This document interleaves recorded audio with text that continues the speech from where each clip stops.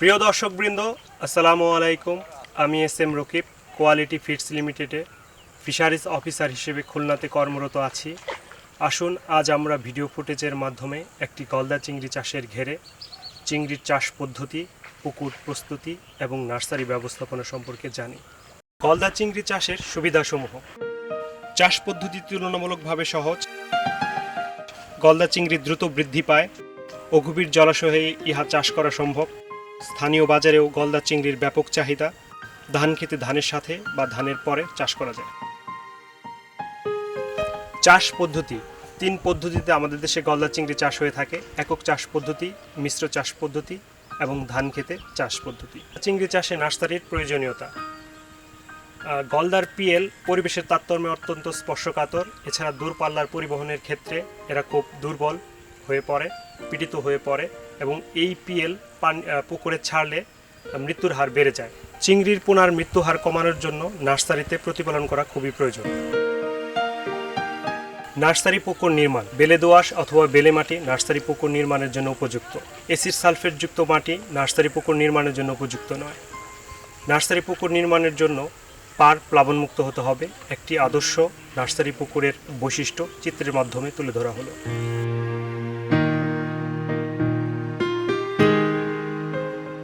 আয়তন 1 থেকে 1.5 বিঘা হলে ভালো।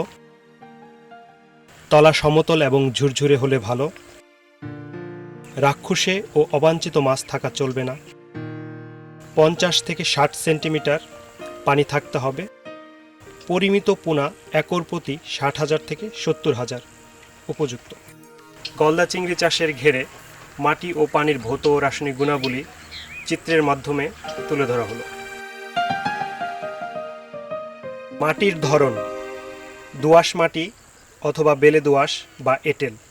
মাটির পিএইচ 5.5 থেকে 6.5। পানির পিএইচ 7 থেকে 8.5। দ্রবীভূত অক্সিজেন 5 থেকে 7 ppm। তাপমাত্রা 26 থেকে 32 ডিগ্রি সেলসিয়াস। স্বচ্ছতা 25 থেকে 35 সেন্টিমিটার। অ্যালকালিনিটি 100 থেকে 160 ppm। গভীরতা 3 থেকে 4.5 ফুট। পুকুর প্রস্তুতকরণ: পুকুর প্রস্তুতি বলতে আমরা যা বুঝি তা হচ্ছে চিংড়ি চাষের জন্য পুকুরে প্রয়োজনীয় পরিবেশ, যেমন বাসস্থান, খাদ্য, আশ্রয় এবং পানির ভৌত রাসায়নিক গুণাবলী সঠিক রাখা। একটি আদর্শ পুকুর প্রস্তুতির বিভিন্ন ধাপগুলো এখন আলোচনা করা হচ্ছে। পুকুরের পাড় মেরামত: বন্যা অথবা বৃষ্টির পানি প্রবেশ ও নির্গমন রোধ। রাক্ষসে মাছ ও অন্যান্য প্রাণী প্রবেশে বাধা। পুকুরের পাড়ে শাকসবজি চাষ করার উপযুক্ত পরিবেশ তৈরি করার জন্য পুকুরের পাড় মেরামত করা দরকার।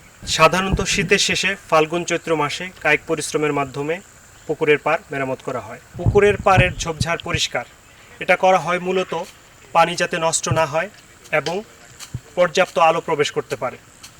এটা পোনা মজুতের 1 মাস পূর্বে করা হয়। ধারালো অস্ত্র দিয়ে কায়িক পরিশ্রমের মাধ্যমে এই ঝোপঝাড় পরিষ্কার করা হয়। পানিতে জলজ আগাছা পরিষ্কার: পানিতে জলজ আগাছা পরিষ্কার করার যে প্রধান কারণ সেটা হচ্ছে সূর্যের আলো যাতে সঠিকভাবে পৌঁছে এবং পানিতে দ্রবীভূত অক্সিজেনের শোষণ রোধ করার জন্য জলজ আগাছা পরিষ্কার করতে হয়।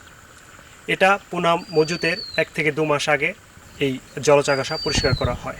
অবাঞ্ছিত রাক্ষসে মাছ অপসারণ: খাদ্যের অপচয় রোধ এবং পোনার বাঁচার হার বাড়ানোর জন্য বিভিন্ন রাক্ষসে মাছ যেমন শোল, বোয়াল, টাকি, গজার, বাইলা, চিতল মাছ আমাদের অপসারণ করতে হবে।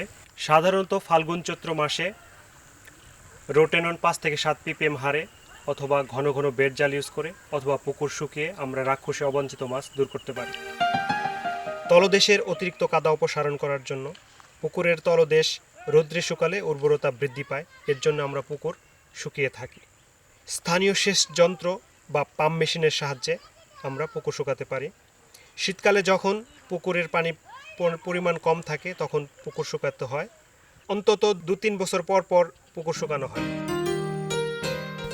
চুন প্রয়োগ: চুন প্রয়োগ করা হয় সাধারণত পুকুরের উৎপাদন ক্ষমতা বাড়ানোর জন্য, পানির ঘোলাটে ভাব দূর করার জন্য এবং রোগ জীবাণু ধ্বংস করে মাটিকে শোধন করার জন্য। সাধারণত পুকুর শুকানো বা রোটেনন প্রয়োগের 7 থেকে 10 দিন পর আমরা চুন প্রয়োগ করব। পাথুরে চুন শতকে 1 থেকে 1.5 কেজি, তবে লালচে মাটির জন্য দ্বিগুণ হারে ব্যবহার করতে হবে। সার প্রয়োগ। পুকুরের প্রাকৃতিক খাদ্য বাড়ানোর জন্য সার প্রয়োগ করা হয়ে থাকে। সাধারণত গোবর, ইউরিয়া, টিএসপি সার ব্যবহার করা হয়। পুকুর প্রস্তুতির সময় 5 কেজি গোবর, ইউরিয়া 200 গ্রাম, টিএসপি 100 গ্রাম পার শতকে ব্যবহার করতে হয়। চুন প্রয়োগের 5 থেকে 7 দিন পর প্রয়োজনীয় সার পানিতে 12 ঘন্টা ভিজিয়ে রেখে তরলীকৃত সার সারা পুকুরে ছিটিয়ে দিতে হবে। মাছের বৃদ্ধির জন্য প্রাকৃতিক খাদ্যের প্রয়োজন আছে।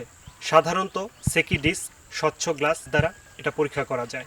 পোনা মজুদের 2 থেকে 3 দিন পূর্বে এটা করা হয়। পানির বিষাক্ততা পরীক্ষাকরণ এটা করা হয় তেল বেঁচে থাকার হার এবং খাদ্যের সঠিক হিসাব করার জন্য।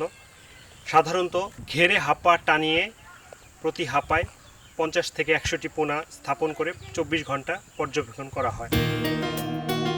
সবাইকে ধন্যবাদ জানাচ্ছি চিংড়ি চাষ সম্পর্কে গুরুত্বপূর্ণ কিছু বিষয় দেখার জন্য।